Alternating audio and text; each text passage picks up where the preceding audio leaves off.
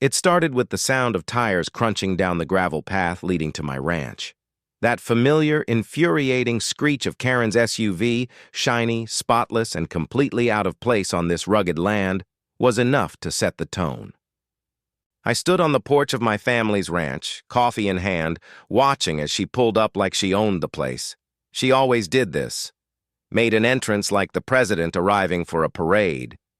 Karen stepped out, clipboard in one hand, cell, phone already to her ear in the other. She was wearing her usual peach power suit and designer sunglasses, looking like she was headed to a country club, not a cattle ranch. Her eyes scanned the property with the same disgusted expression she wore every time she came near. But this time, her smile was more confident. Calculated. "You've had your final warning," she said, loud enough for me to hear from the porch. "You have 1 hour to vacate the property." I sipped my coffee and didn't flinch. "Under what authority?" I asked, calmly walking down the steps. "The HOA's," she snapped, waving the clipboard like it was a divine order. "You've been cited for non-compliance, unpermitted structures, livestock outside zoning rules, noise complaints, and," she paused dramatically, "aggressive behavior toward board members." I laughed. "Aggressive behavior? Karen, the only thing I've ever done to you is say no. You threatened me with a rake last month. That was because you were trespassing in my chicken coop." Karen ignored me. She turned slightly and nodded to someone behind her. That's when I noticed 2 police cruisers pulling in behind her vehicle. 4 officers stepped out. "Boys," I muttered, narrowing my eyes.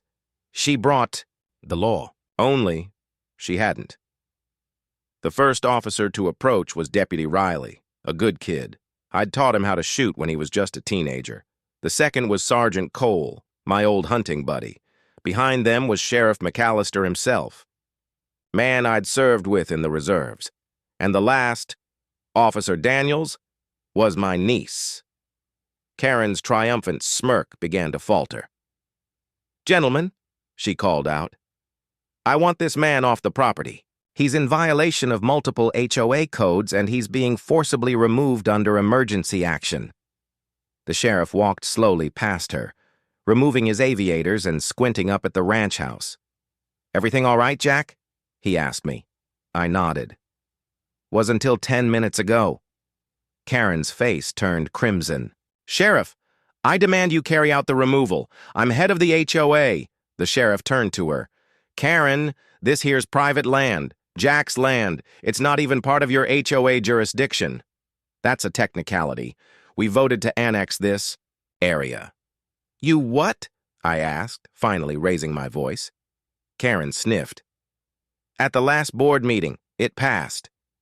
You can't just vote to take over someone's land." "Actually," she smirked, "we can." Sheriff McAllister chuckled. "No, Karen, you can't. That's not how it works." Karen tried to regain her footing. "Then arrest him for non-compliance. He's violated over 12 ordinances." "None of which apply here," said Deputy Riley. Karen's phone was still recording. She held it up toward the sheriff now. "You'll be hearing from our attorneys." The sheriff tipped his hat. "Good. They can talk to our county lawyer, or better yet, the state. This land isn't in your HOA. And Jack here, he's not just some rancher. He's the reason we even have a fully funded department." Karen stared. "What?" I smiled. "I own the land your HOA dreams of, Karen. And I also fund this department's rural operations grant. You think I'd let that go to waste?" Karen blinked, her voice faltering. "You pay the sheriff's department?" "I fund the badge you tried to use." "Against me!" She looked around, confused and lost. Her smirk had turned to panic. But what came next wasn't just my smirk of victory. It was the start of the reckoning. Karen began to protest again, but the officers had stopped listening. Sheriff McAllister patted me on the back and nodded toward the horizon. "Mind if I stay a while? Been meaning to talk to you about the Fall Harvest Festival." "Any time, Sheriff. My porch is open." Karen stormed back to her car. But she wasn't done, not by a long shot, and neither was I. That day sparked a war. The war of paperwork, petitions, lawsuits, and neighborhood meetings.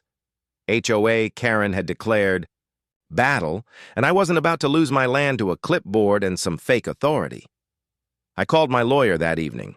Her name's Linda, ex-military JAG, now ranch defense specialist. I told her everything. She just laughed and said, "Oh, honey, this is going to be fun." The next few days, Karen began a full-on HOA crusade.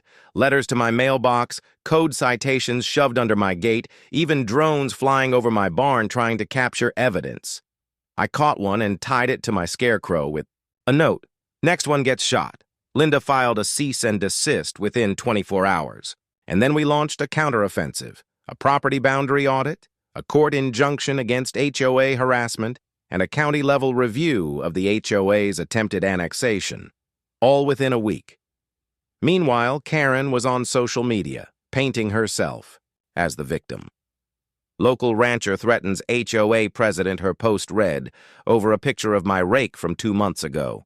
I replied with, "Local HOA president trespasses into chicken coop, gets pecks and consequences." The memes flew fast and brutal. But while the internet laughed, Karen got nastier. She hired a private investigator, tried to dig up dirt, and even went after my family name, claiming my great-grandfather's land deeds were forged. That was it. I went nuclear. I hosted a town meeting. Sheriff McAllister was there. So were nearly every old family in the valley. All of them had history with Karen. Most of them had been pushed around by her HOA empire at some point. I showed them the deed, showed them the illegal documents her board had filed, showed them the aerial drone footage of her snooping, and I asked a simple question: is this the kind of leadership you want in your community? They voted that night to recall Karen from the HOA board, a full HOA uprising led by the very people she tried to rule. Karen filed a restraining order. It got laughed out of court. The judge said, "Miss Reynolds, you can't evict someone from land you don't own, nor can you criminalize a man defending his own ranch." I didn't smile that time, because Karen's last card wasn't law. It was revenge. She was going to try something desperate. I could feel it, and I was ready. 3 days passed and the dust hadn't settled, not in the air, and certainly not in Karen's head. I knew it wouldn't be over with that drive of shame back to her HOA palace. Karen wasn't wired for defeat. She was like a wind-up toy of entitlement. Knock her down, and she just winds herself tighter and comes back swinging. The first hint that trouble was brewing came through an email, not from Karen. She was far too theatrical for that. It came from a junior zoning officer at the county, someone I'd never heard of. The subject line was a cold notice of violation and immediate compliance review. It claimed that several of my non-residential structures were in violation of revised land use codes. There were 3 things wrong with that.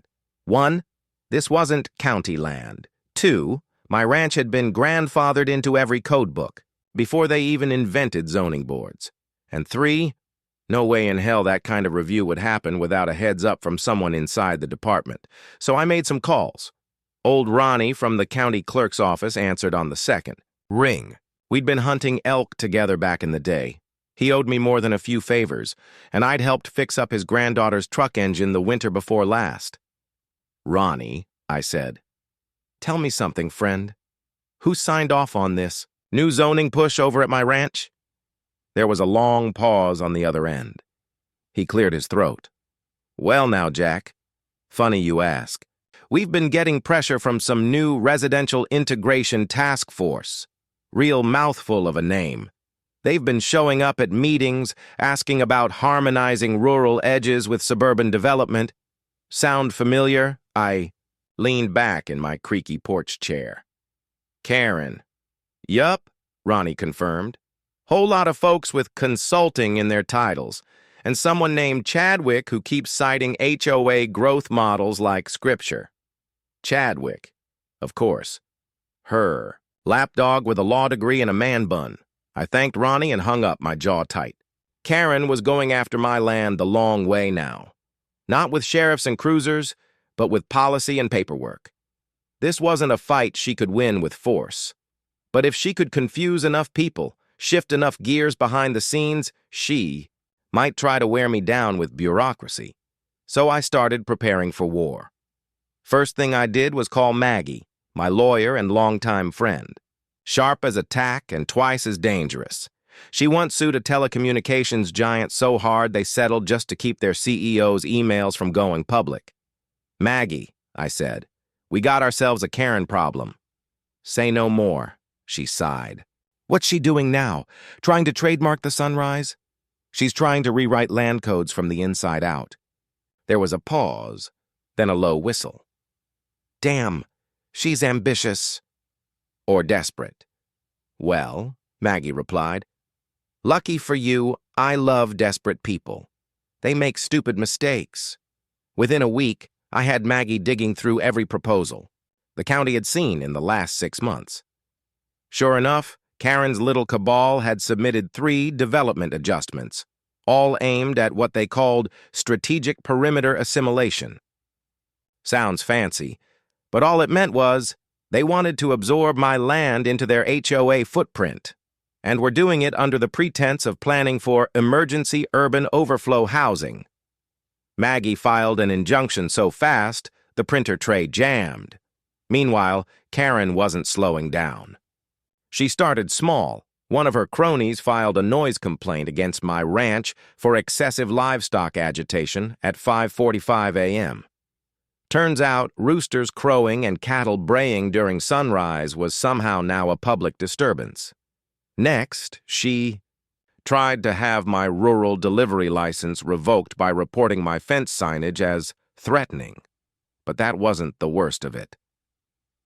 One morning, I stepped out onto my porch to see 3 shiny black sedans parked along the outer gravel road.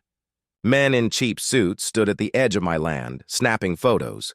When I approached the fence, they waved. "Good morning, sir," one called. "Just conducting a visual environmental impact assessment." "For what?" I asked, crossing my arms. "Future residential development." "Not here you're not," I barked. They smiled politely, made notes on their tablets, and drove off. Now it was clear. Karen was trying to build a case to present the area as a future development zone, a place the HOA could argue needed, to be brought under proper governance. But there was one problem she hadn't counted on. I wasn't alone.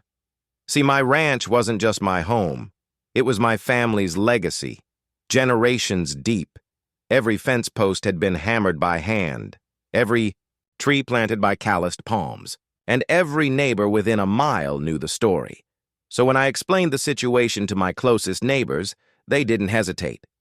Old Man Tucker lent me his drone, said I could use it to document any further trespassing. The Jenkins family set up trail cams on their side of the land to watch the tree line. And little Sarah Perkins, all of 10 years old, came over with a hand-drawn "No Karens Allowed" sign she'd made in crayon. I put it right by the front gate, but it wasn't just them. Turns out, Karen had made a lot more enemies than friends during her tenure as HOA president. Several former board members, ones she'd ousted or steamrolled, quietly reached out to me. They handed over meeting recordings, budget proposals, emails. Some of them were damning. Fraud, collusion, misuse of funds, intimidation tactics. One former treasurer, a man named Phil with a nervous twitch and a love for jelly donuts, came forward with an especially juicy nugget. She funneled money into a beautification project, he said, eyes darting, around my barn like someone might be listening. But there's no actual project. The money disappeared. How much? 32,000? Where'd it go? Phil smiled weakly. You're standing on it. It took me a moment. Then I understood. Karen had used HOA money to fund her covert land grab operation, surveys, zoning consultants, legal research, all under the guise of beautifying the Edge Community Zone, which happened to include my ranch. That was enough to bury her. Maggie put together a multi-pronged legal assault. Whistleblower protections for Phil, a cease and desist for the zoning board, and a civil suit against the HOA for attempted land annexation without owner consent. But while the law worked slowly, Karen moved fast. One morning, I woke to find a fresh layer of pink spray paint marking a new boundary line across my eastern field, clearly not put there by me. And later that same afternoon, a pair of HOA contractors showed up trying to install small reflective markers in the ground. They claimed they had permission from the community administrator. Funny, I said, holding my rifle, not aimed, but clearly visible. Because the administrator here is me, and I didn't approve Jack. They left in a hurry, but that was the final straw. Karen had moved from manipulation to invasion, so I made a call. Sheriff McAllister arrived that evening. "We've got a situation," I told him. "You want it quiet or loud?" I raised an eyebrow. "What's quiet?" "We do a formal investigation, get a judge, shut her down legal-like." "And loud?" He grinned. "We show up tomorrow morning with warrants, cameras, and the press." I thought for a moment, then smiled. "Bring the noise." By sunrise, the front of the HOA's community office looked like the red carpet at a crime drama.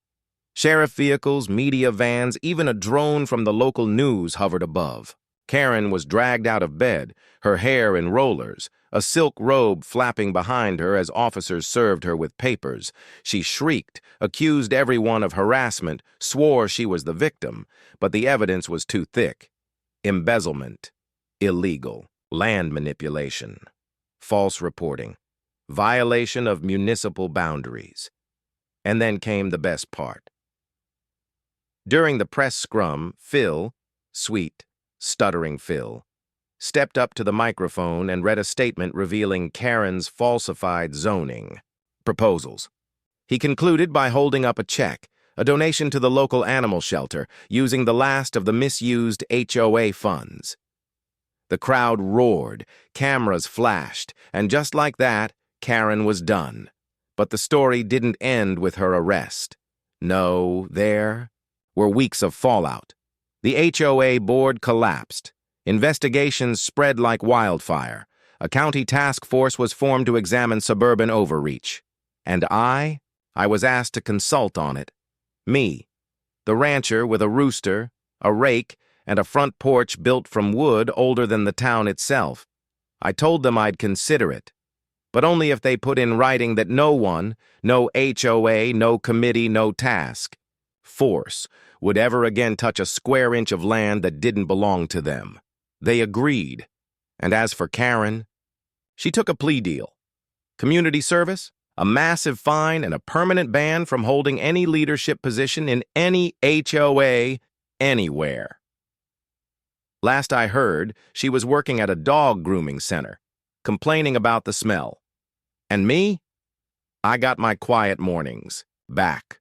My ranch, my roosters, my land, and a fresh no trespassing sign with Karen's face crossed out. Justice had been served, and out here, that's how we do things. No retreat, no surrender, just roots, land, and grit.